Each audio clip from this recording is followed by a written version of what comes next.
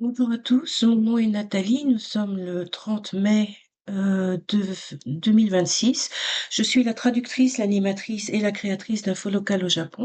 Et aujourd'hui, j'aimerais parler du typhon qui va bientôt devenir fort et puissant et qui s'approche maintenant du sud d'Okinawa et qui va remonter vers le Kyushu et longer très probablement le Honshu. Alors, ce typhon est puissant. Si je regarde la carte, je peux dire qu'il est puissant. Simplement en regardant la carte, et je vais vous expliquer pourquoi. J'ai fait une vidéo l'autre jour pour vous expliquer le fonctionnement des typhons. Je ne vais pas revenir complètement là-dessus pour gagner un petit peu de temps parce que les vidéos sont trop longues, mais il y a des parties qui sont importantes à comprendre et c'est ce que je vais essayer d'expliquer aujourd'hui. Alors, pour commencer, il faut voir que le cercle jaune du typhon est un cercle qui indique qu'il y a des vents qui sont d'au moins 15 mètres par seconde, c'est-à-dire 54 km/h, autour du typhon, que ces vents tournent autour de ce qu'on appelle son œil, c'est là où il y a la croix sur cette carte, et ils tournent dans le sens inverse des aiguilles d'une montre. D'accord?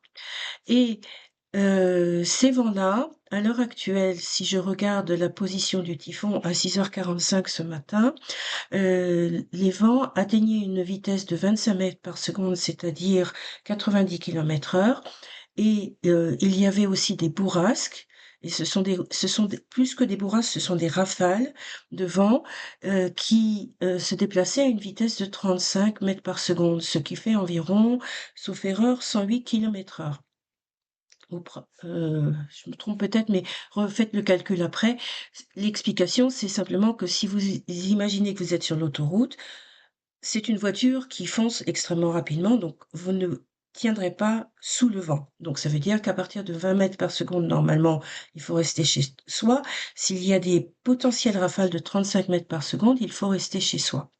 Alors ça, c'est l'information que la carte me donne, mais la deuxième information qu'elle me donne, c'est que le typhon va bientôt être puissant.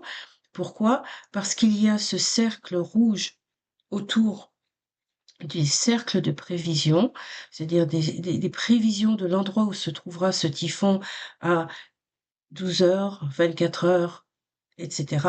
Et ce cercle rouge indique que non seulement il y aura une zone jaune, mais à l'intérieur du typhon, il y aura une zone rouge, une zone de vent qui seront encore plus puissants que dans la zone jaune.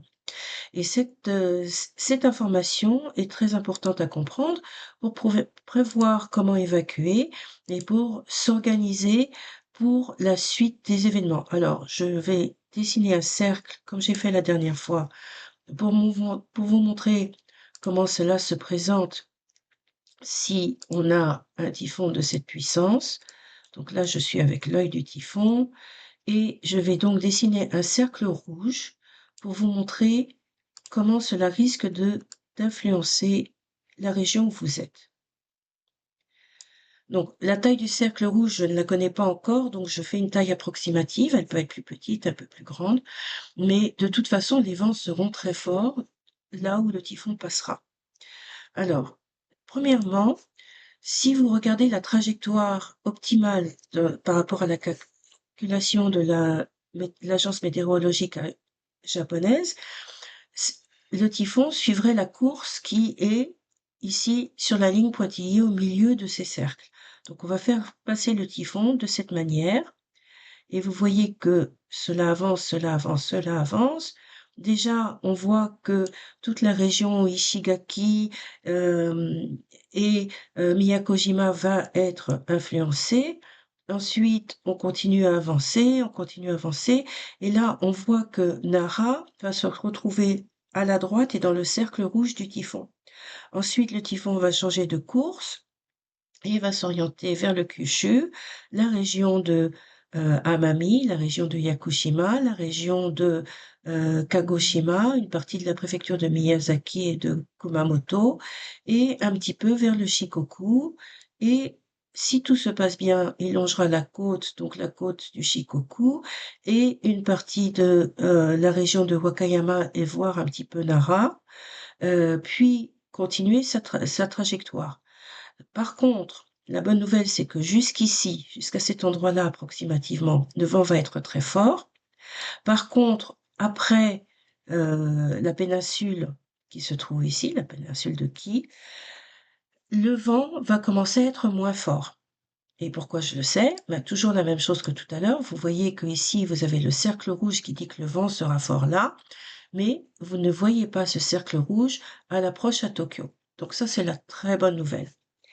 La, la deuxième bonne nouvelle concernant, je vais continuer avant de parler des mauvaises nouvelles. La deuxième bonne nouvelle concernant cela, c'est que selon les prévisions actuelles, le typhon ne va pas atterrir au Japon. Alors, pourquoi est-ce que c'est une bonne nouvelle? C'est une mauvaise nouvelle pour Okinawa parce qu'Okinawa va être sous la zone de vent particulièrement fort et Okinawa a commencé à se préparer. Vous verrez si vous y êtes, les gens sont en train de tout amarrer, de couper les herbes, d'attacher tout ce qui peut être attaché, etc. Ça n'est pas anodin, c'est que beaucoup de choses vont voler. Par contre, le long du Kyushu et le long du Honshu, qui sont les deux grandes îles qui vont être concernées, euh, le vent aura un impact beaucoup moins important parce que on sera sur la gauche de la trajectoire du typhon. Et il pleuvra énormément, mais la gauche de la trajectoire du typhon a l'avantage qu'elle a un peu moins de vent. Donc ça, c'est la première chose. Et comme le typhon n'atterrira pas, il ne fera pas de gros dégâts à l'intérieur des terres. Ce qui fait le plus peur pour un typhon, c'est s'il atterrit. Vous vous souvenez peut-être des atterrissages à Osaka où on voit ces images terrifiantes d'objets qui volent et puis des coupures d'électricité qui ont duré plusieurs jours, des coupures d'eau. Euh, il y aura normalement pas ça. D'accord? Normalement, si le typhon longe la côte et ne va pas dans les terres, il n'y aura pas ça. Donc ça, on peut se rassurer dès maintenant. Par contre, à Okinawa, c'est plus préoccupant. Mais Okinawa a l'habitude des typhons très puissants. Ça fait quelques années qu'il n'y en a pas eu. Mais les gens qui sont à Okinawa ont l'habitude. Les bâtiments sont construits pour ça. Et on vous demandera, si vous êtes dans un bâtiment un petit peu moins solide, d'évacuer. Mais si vous n'êtes pas dans un bâtiment fragile, vous pourrez rester, notamment si vous êtes à l'hôtel, vous pourrez rester dans votre chambre d'hôtel ou dans l'hôtel et vous serez en principe en sécurité. D'accord?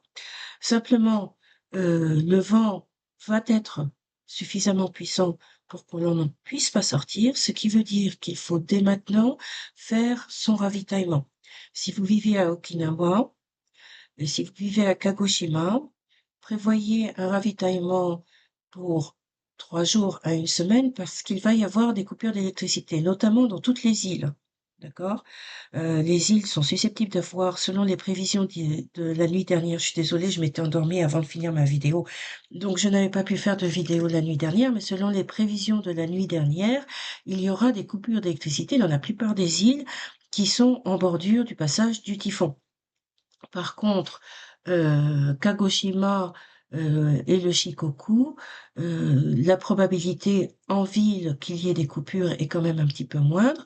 Il faut quand même s'y préparer. S'il y a des coupures d'électricité, cela risque d'impliquer des coupures d'eau. Donc prévoyez un stock d'eau pour 3 à 7 jours si vous habitez sur place. Si vous êtes à l'hôtel, vous n'avez pas besoin de faire des grands stocks, mais prévoyez quand même suffisamment d'eau et de quoi grignoter dans la chambre, parce que manger aide à se rassurer aussi. Donc, prévoyez de quoi grignoter dans la chambre en attendant que le typhon passe. Ça va être l'étape importante. Par ailleurs, vous allez, tant que le typhon passe, vous ne pourrez pas sortir de l'île où vous êtes. Alors, il y a des gens qui ont la fièvre de l'île, c'est-à-dire qu'ils ont peur de rester coincés.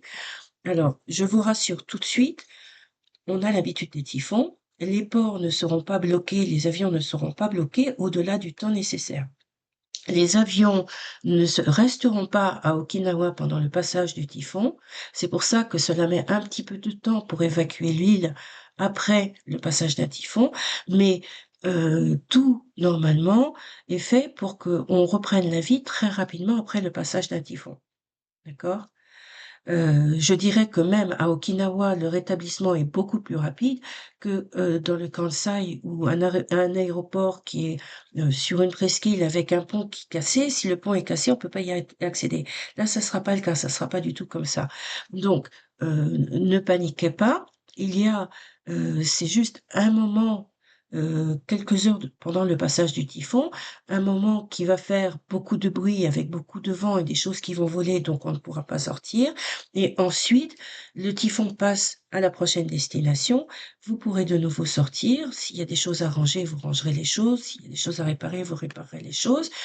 Et vous pourrez repartir de l'île. Donc, de ce côté-là, je vous rassure tout de suite, ça n'est pas la fin du monde et vous vous en sortirez. Ça se passera bien. D'accord? Donc, pour le moment, c'est ce qu'il faut savoir.